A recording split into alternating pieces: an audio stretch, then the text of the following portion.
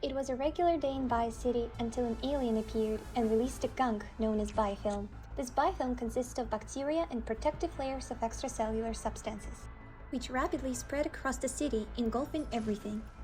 It also caused severe health issues in humans. It was also found in hospitals. This was a problem due to its resistance to both chemical and physical sterilization.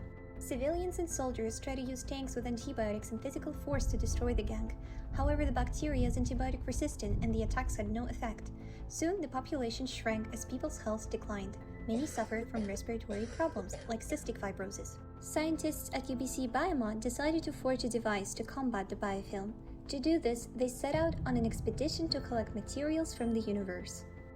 The rocket traveled to various planets, obtaining materials one by one.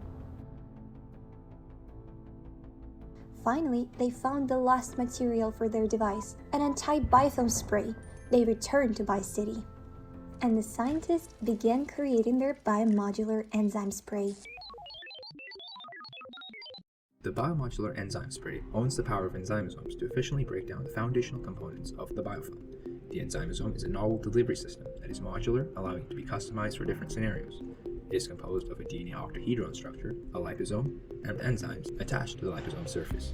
The creation begins with a DNA octahedron, which acts as an internal support structure. The octahedron is made with single-stranded DNA scaffold strands that are folded to the shape of an octahedron using thermal gradients. Staple strands then bind to hold the shape of the structure in place, which is how they self-assemble.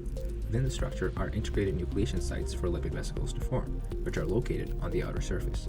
These outer handles will bind with complementary anti-handles, which are each conjugated to molecules of DOPC. This constitutes the lipid seed. From here, DOPC, cholesterol, and maleimide PEG were added.